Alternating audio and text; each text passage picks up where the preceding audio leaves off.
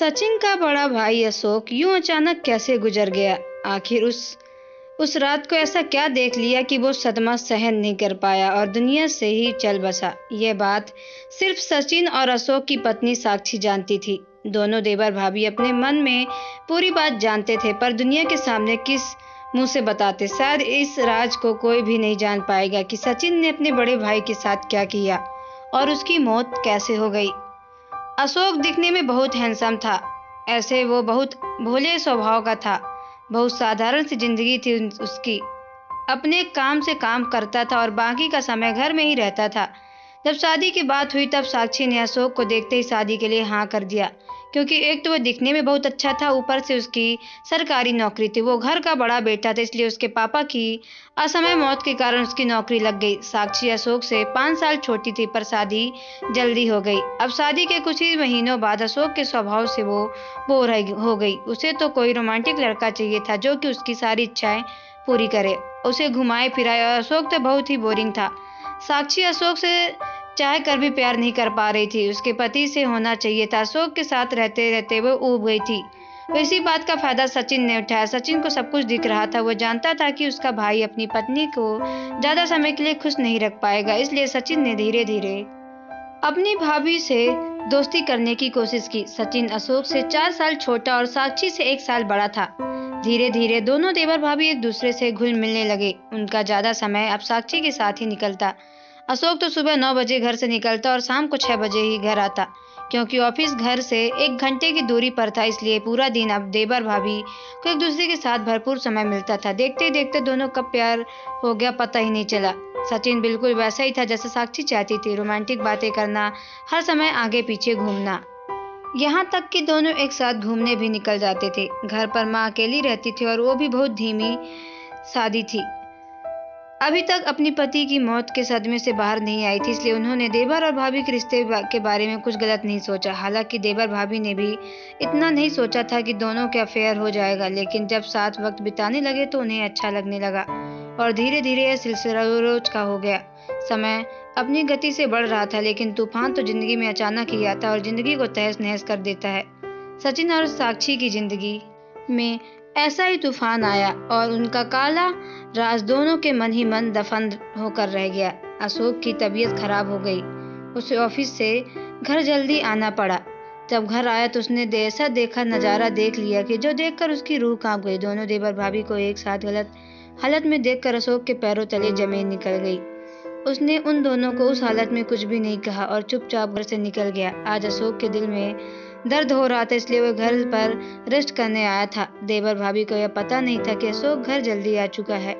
घर में माँ भी नहीं थी, इसलिए दोनों ने अकेले वक्त मिल गया और दोनों बहक गए। अशोक ये नज़ारा देखकर उल्टे पैर तो निकल गया, लेकिन वो ये सदमा सहन नहीं कर पाया और उसकी तबीयत बिगड़ने लगी।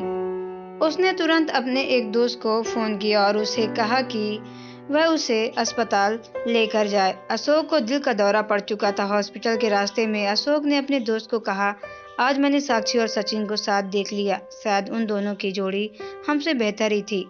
मैं साक्षी को कभी प्यार नहीं दे पाया जिसकी वह हकदार थी। मैंने उससे बहुत प्यार किया पर कभी जता नहीं पाया, इसलिए अब तुम उन दोनों की शादी करवा देना। अभी तक सचिन और साक्षी को तो कुछ पता ही नहीं था। वह तो अपनी मस्ती में ही मस्त थे।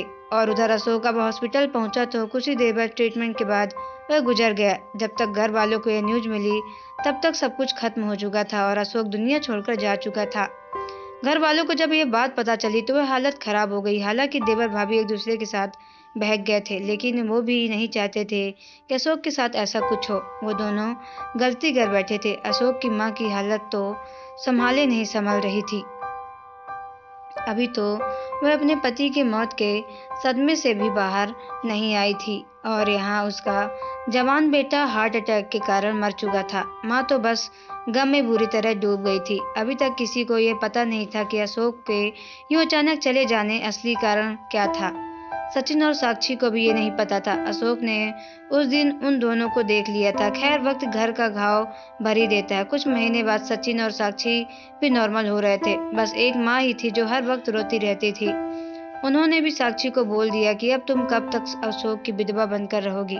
अब तुम भी अपनी नई जिंदगी के बारे में सोचो और दूसरी शादी कर लो। यह बात सुनकर देवर भाभी को झटका लगा। अशोक ने गुजर कुछ महीने हो गए, इसलिए अशोक के दोस्त को भी लगा कि सही वक्त है अब अशोक के मैसेज देवर भाभी तक पहुंचा दूं। इतने वक्त वह सिर्फ इसलिए चुप था क्योंकि वह किसी को सदमा नहीं देना चाहता था। दोस्त ने आकर देवर भाभी से कहा कि उस दिन अशोक तुम दोनों को साथ उस हालत में देख लिया था और तुम्हारे ही कारण अशोक इस दुनिया से जाना पड़ा। वह ये सदमा सहन नहीं कर पाया क्योंकि वह साक्षी से बहुत ज्यादा प्यार करता था, इसलिए उसने ये बात किसी से नहीं बताई और मैं भी ये राज ही रखूंगा। चाहता तो ये तुम दोनों को बदनाम कर सकता था, पर उसने मुझे कहा कि तुम दोनों की शादी करवा दूं। शायद जो प्यार तुम्हें वो नहीं दे पाया तुम्हें तुम्हारे देवर से मिल जाए। तुम्हारी खुशी के लिए चुपचाप निकल गया। अशोक की दोस्त की आंखें भर आई, आगे कुछ बोल ना सका। शर्मिंदगी से भरे देवर भाभी ने अपनी गर्दन झुका ली और दोनों एक दूसरे की तरफ देख नहीं पा रहे थे। उन्हें यकीन हो रहा था कि आज अशोक इस दुनिया में चला गया तो उसका कारण वो दोनों थे। उनको खुद पर बहुत शर्म आ रही थी और उनकी हवस में अशोक की जान चली गई। दोस्त भी देख रहा था कि आज दोनों के चेहरे पर शर्म थी। ये बात बोलकर वो वहां से चुपचाप निकल गया। दोनों ने उस दिन से चुपचाप अपने रास्ते बदल दिए। शादी करना तो दूर, दोनों ने एक दूसरे की तरफ नहीं देखा क्योंकि जब वो एक दूसरे को देखते तो उन्हें ये बात याद आ रही थी कि बहक जाने के कारण अशोक की मौत हो गई। सचिन तो नौकरी के बहाने दूसरे शहर चला गया। साक्षी अपने ससुराल में ही रहकर अपनी सासू माँ की सहारा बनने की ठान ली। अपनी सजा उसने खुद चुन ली। अशोक के जाने के बाद उसे अशोक के प्यार का एहसास हो रहा था। हर दिन वह शर्मिंदगी में जी रही थी। उसने अपने पति को धोखा दिया, लेकिन पति ने उसे बदनाम करने की जगह उसी खुशी चुनी। सासू माँ का सहारा बनने का उन्होंने ठान लिया था। तो दोस्तों, आपको ये स्टोरी कैसी लगी कमेंट बॉक्स में जरूर बताएं। अगर आप हमारे चैनल पर ना तो चैनल को सब्सक्राइब करके बेल आइकन को प्रेस कर ले ताकि आने वाली सभी वीडियो का नोटिफिकेशन आपके मोबाइल पे सबसे पहले पहुंचे, क्योंकि मैं ऐसे ही वीडियो आप लोगों तक लाती रहती हूँ। तो चलिए मिलते हैं नेक्स्ट वीडियो पे। ओके बाय, टेक केयर, धन्यवाद।